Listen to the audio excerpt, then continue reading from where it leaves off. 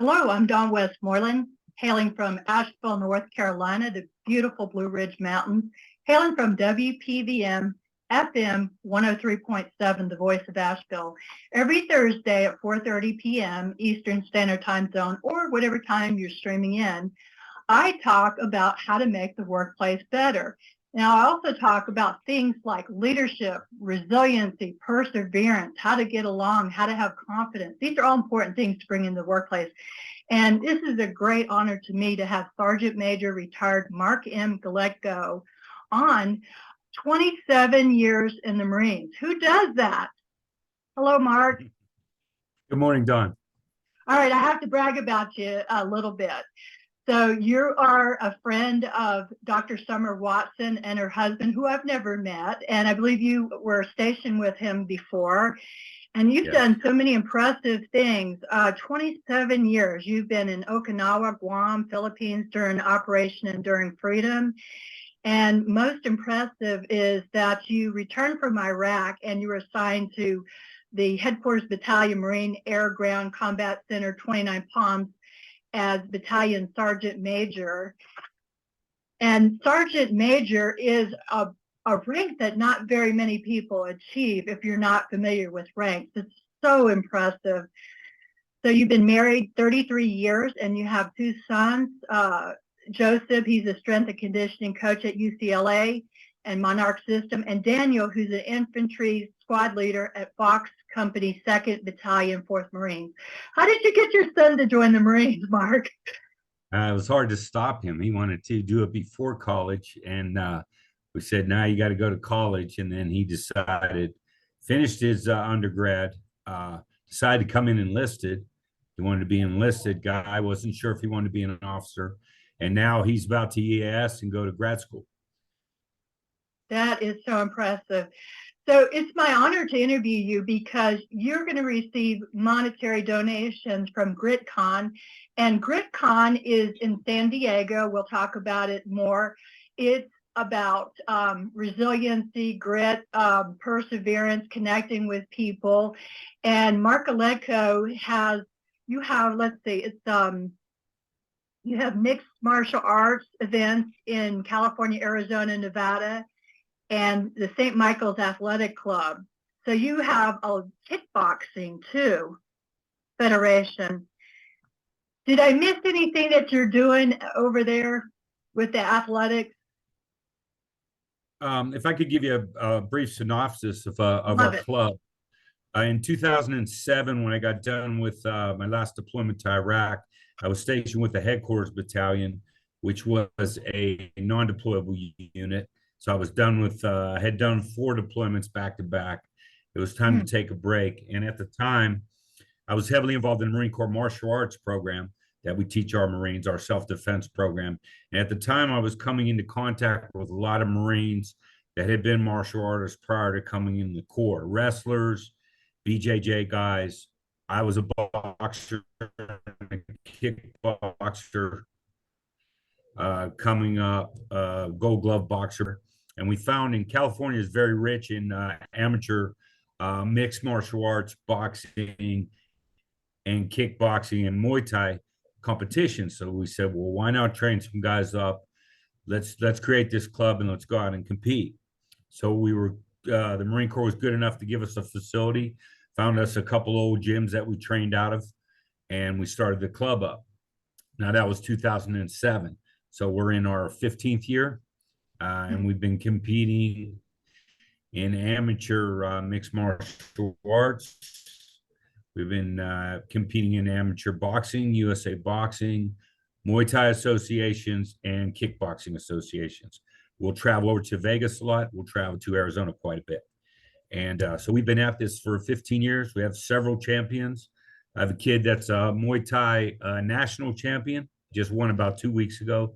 So he's the amateur national champion in Muay Thai for the 155 weight class. So we've been very successful. But the main thing is we're providing a productive outlet for Marines in their off-duty time. And that's been invaluable. Absolutely. And I've had the pleasure of getting to know you before this interview. And one thing you're very familiar with your position, and I'm retired from the Air Force, is PTSD that our men and women can have. You know, they can get it, not just in combat, but other traumatic situations. Now, you talked to me about how this helps your Marines and the people in the program with PTSD. Can you share how that works? Yeah, especially when we first started out the club, we were mainly coming out of the Iraq conflict, and a lot of Marines were going into the Afghan conflict. And we had many of our first fighters were multiple combat vets like myself. We even had a lot of guys that would do like 2 Iraq tours, turn around and do 2 Afghan tours. Hmm. So when these, excuse me, when these Marines would come back, you know, it was a struggle sometimes to come back to the reality of being back in CONUS and, you know, functioning out of combat. Yeah. And our club, I think, we've consistently supplied a productive outlet for these men and women to come and train with us and do something productive and not fall into the cycle of drug and alcohol or depression or different things that befall our men and women that do get PTSD. And our coaches, myself included, we're all combat vets, so we could identify with these Marines coming in and sailors coming in, Mm-hmm. and you know, we had kindred spirits, if you will. And even now, we're kind of getting out of the combat generation, but still, it provides a good outlet for Marines to do productive things.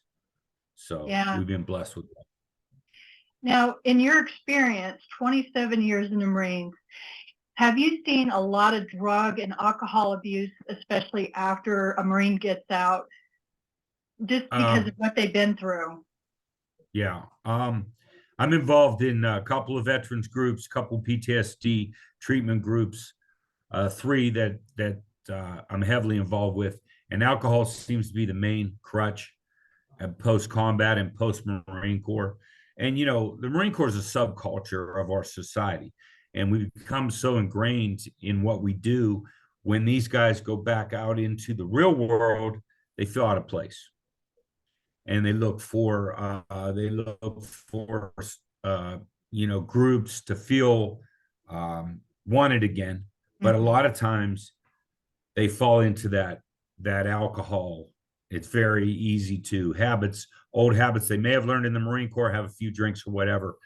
And what they don't really realize is that we all know alcohol is a depression.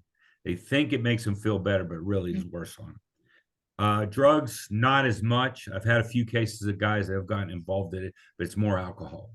And I preach to these guys over and over again: don't overdrink, don't drink heavily, don't drink at all if you feel like, you know, and find something productive. And that's why I push the martial arts. I push CrossFit. We push education, things that we talk about over and over again, and just productive activities that's going to take your mind off of, you know, how you're feeling, the PTSD cycle. And, you know, and I can speak from experience. So I'm not some guy, you know, sometimes these guys don't identify when they see a therapist or psychiatrist or whatever, because they'll come back and tell me he doesn't know what I've been through. Good point. Right. But folks like myself and my coaches and that, we can talk to them and say, hey, look, I've been where you're at. You know, I've struggled with what you struggled, and here's how I've beat it. I managed to get past it. And I think that's the biggest thing that we provide, whether it's through advice or through actual training. So you really are a mentor to many, Mark. We try. And I'm curious, and our listeners will obviously be curious. You know, the Marines go through so much worse than the average everyday person. I'd like to believe. I have a brother that spent 10 years in the Marine and finished up in the Army National Guard. And I believe one of your philosophy or quotes is embrace the suck. But, you know, as you brought up about therapists, I could see that, because a lot of therapists, they're book trained, they're trained in school, college, and yeah, that is valuable, but they don't relate. They don't know what it's like to be stuck in the mud or to been traumatized. No, and we have we can be arrogant as Marines and say, well, I've been through this and that, and you get this guy that has 3 or 4 degrees, and he's trying to talk to me. He has no idea what you know what I've been through. And like I said, we don't always give, myself included, we don't always give a professional a chance. And sometimes it's easier for us to talk to somebody that's more like-minded than us. Is it always right? No, but it's what we're bred. And like I always come back to, we're a subculture of society. And we don't, the younger guys tend to fit back into society quicker. But us older guys that have been through the multiple combat tours, it's a little bit more difficult to, I'll be honest with you, I really don't care to live in regular society. I still kind of live in the Marine Corps moment, which is fine for me because I want to continue to make the Marine Corps and its personnel productive. So I can appreciate that. The things that you get out of the Marines, I mean, the discipline, the leadership, the loyalty, just the toughness, it just, you all stand heads and tails above all the other branches of the service for the roles that you play. And I do believe every military service is very important for their different roles, but the Marines give so much, and I really appreciate everything, your service, your sacrifices, your family sacrifices when you're gone and such. So let me ask you, because you're mentoring these young, are you also mentoring women too, or is it mostly men? we do have, it's mostly men predominantly, but I do get Sure. women that come and train. We have some active duty Marines that train. I have a young lady that's boxing for me now in USA Boxing. Wow. She's 2-0, won her first 2 fights. And we started a program and we continue a self-defense program for spouses. So on request, we will teach a Muay Thai and a boxing self-defense class to teach Marine spouses basic self-defense. So then we get a chance to interact with the spouses, and we'll have women spouses that'll come in twice a week and work the heavy bag, and we'll give them guidance and stuff like that. So yes, I'd say maybe about 10% of what we do involves women Marines and spouses.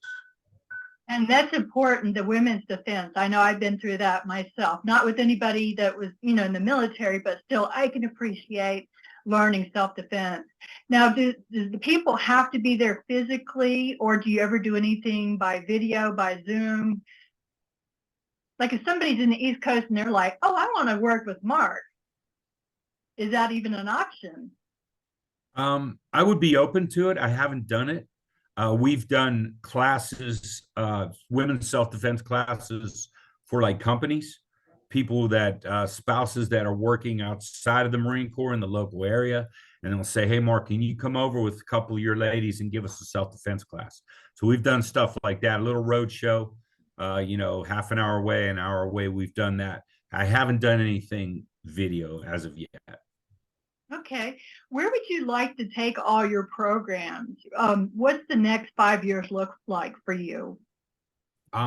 Just to continue to have these guys compete at a higher level, continue to grow. We're really blessed because one thing I'm really proud of is my guys don't have to pay for anything.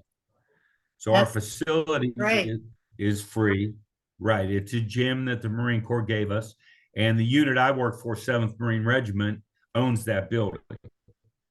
So I've kind of made it a collateral duty of my contracting job.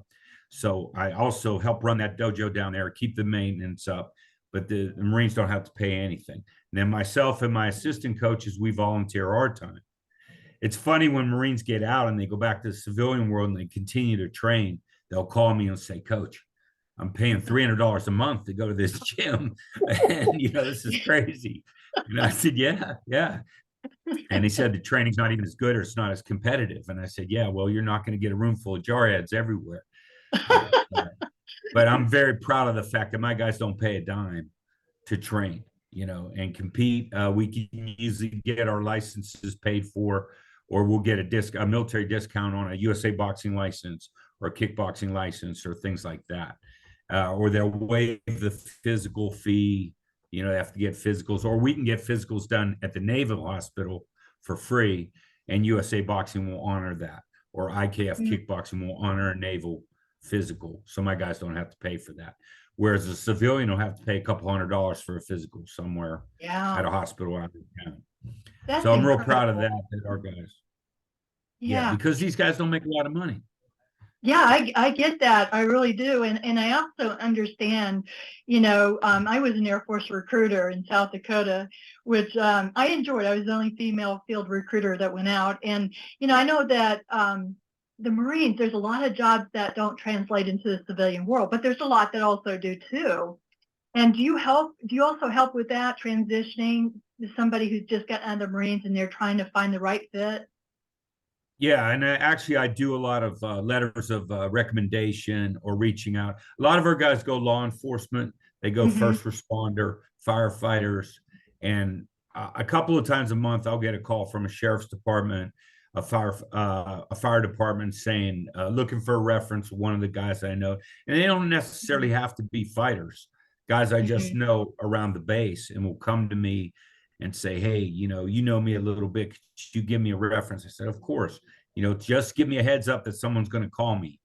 I answer the phone because I won't always answer a number I don't know, and then I can be ready to talk about you and get you. So we do get a lot of first responder stuff. We're getting some of our tech guys are going into the tech fields on the civilian side. Mm-hmm. Our communications guys, our comm maintenance guys, our electricians, they get out, they get offered good jobs and stuff like that. But the transition is still a little difficult for them. Although Yeah. they're technically sound, going to work for like a tech company is very different than working in the Marine Corps, obviously. Yeah, very much. Mark, this has the potential, what you're doing, just to expand and expand, expand. Are you looking for any help? Volunteer? Are you looking for money donations to grow? Let us know. Yeah, the coaching we've got covered. We can always use a little bit of money just for gear and travel. We do a lot of traveling. That comes out of pocket sometimes, which we don't really mind. But we like to travel to all these shows. And our guys, I have some guys that are really proficient, and they're getting offers to fight all over. So we take a little bit off the top to travel and things like that, but it keeps these guys, it keeps them competitive, because the better we do, the more we win, and the more successful then the program grows, and it's just productive across the board. So yeah. Where would they donate to? Somebody, one of the listeners hears about this and they want to donate, maybe finances, some money. Where would they go and donate that? I don't have anything set up currently, but I probably could, if you had anybody, you could give them my contact and we could probably set something up. We do have a PayPal account and things like that for the team, so that would be something we could, Zelle. I think we use Zelle. One of my coaches does, and things Yeah. like that. So we could, people will give us, we have gotten some sponsorship. So we've been, some of these Muay Thai outlets and boxing outlets have sponsored us with gear. And the kid I mentioned, that's the national champ. He has a few sponsorships now. So if somebody wanted to reach out, should they reach out directly to you, Mark? Yes. Can we get your contact you can feel free to information? give them. Yeah. What's the best way to contact you? My email that you have is mgeletko@yahoo.com. And then you could feel free to give my cell phone number out. And I'd be happy to talk to somebody about any type of sponsorship. But that Sure. would be greatly appreciated.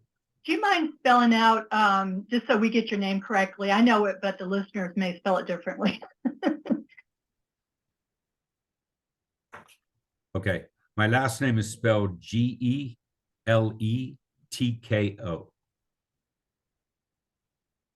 Great. And go ahead and give your cell phone number if you don't mind.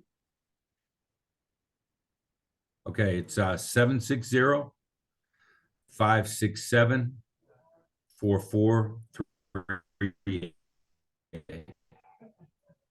Okay. So You said you had to overcome some things. Are you willing to talk about anything that you had to overcome? Because I imagine it's shared amongst many of the Marines that have gone through what you've gone through. Yeah, it's just the the multiple combat tours, and the things we did so many back to back where there really wasn't a lot of break. So you get in that back, you're really just training for the next deployment during that time. OIF 2, 3, and '05. It was come back, get 2 weeks of leave and come back and train for the next deployment. Wow. And the main thing of that too is getting new Marines in and getting them trained because they haven't deployed, they haven't been to combat. So it was just kind of like being in a speeding car all the time. And so when it finally slows down, even when I retired, and I've been retired 12 years now, sometimes it's still hard to slow it down. So, I'm always, we call it the shark theory. You got to keep swimming or you'll sink to the bottom.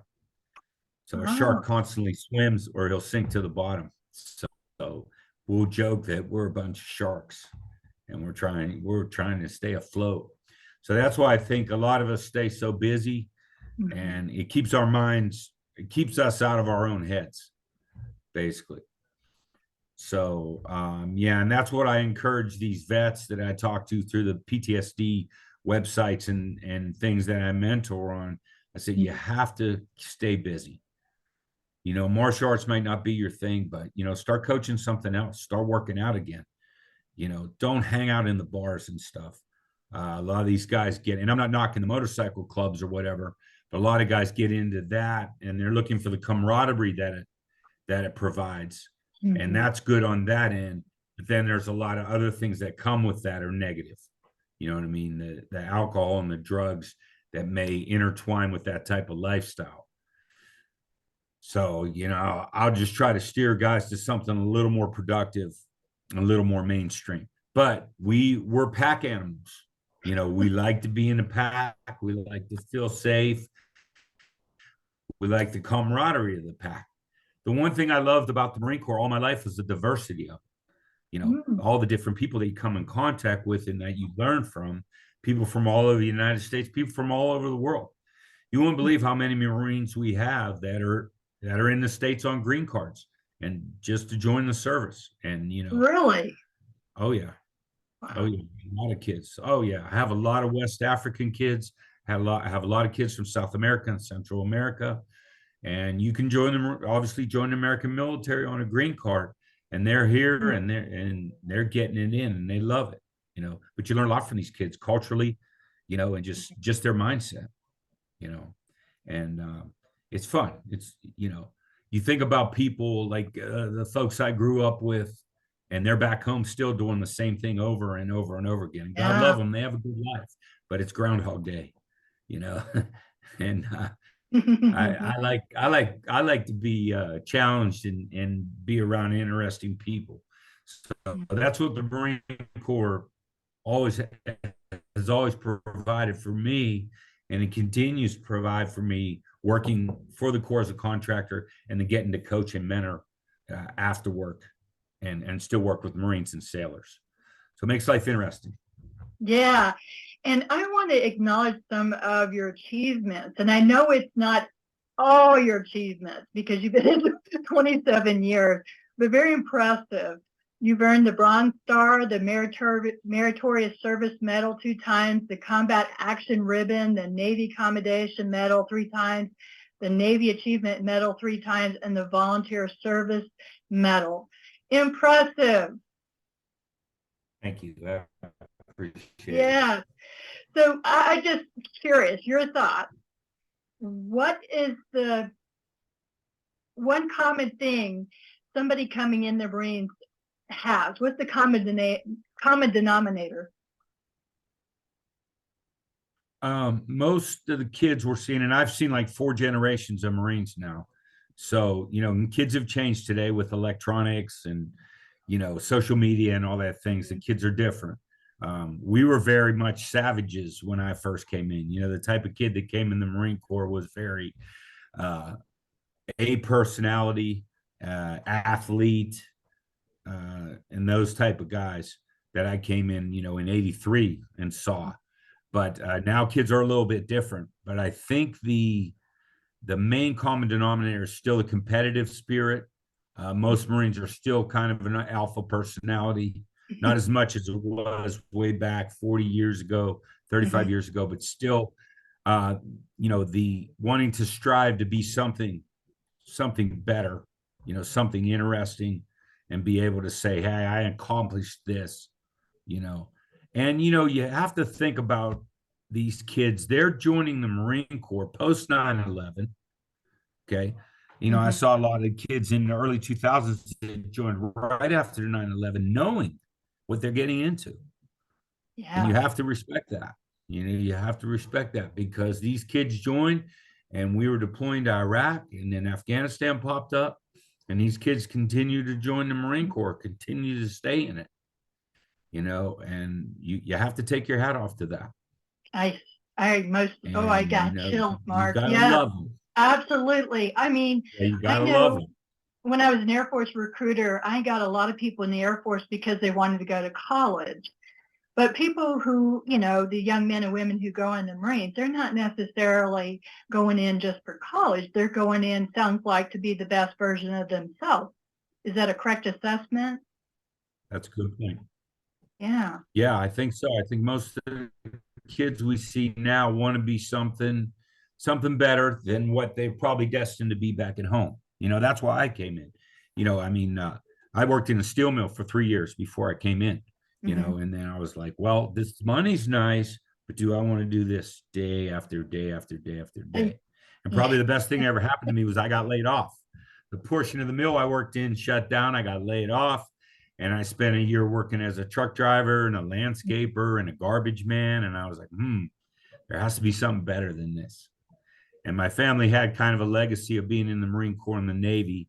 So it was kind of a no brainer. But I Mm-hmm. came in, I was a little bit older. I was almost 23 when I came in. So I was a little more mature. And I think Yeah. it helped me be a better Marine. Because at 18, I don't think I would have been that great of a Marine that I was when I came in a little bit later. But I had decided that this is what I'm going to do. I'm not going to go back home and work in the mill. I'm not going to go back home and drive a truck. This is what I want to do. And I see a lot of that in some of these kids. You know, they come from Marine Corps is a working class.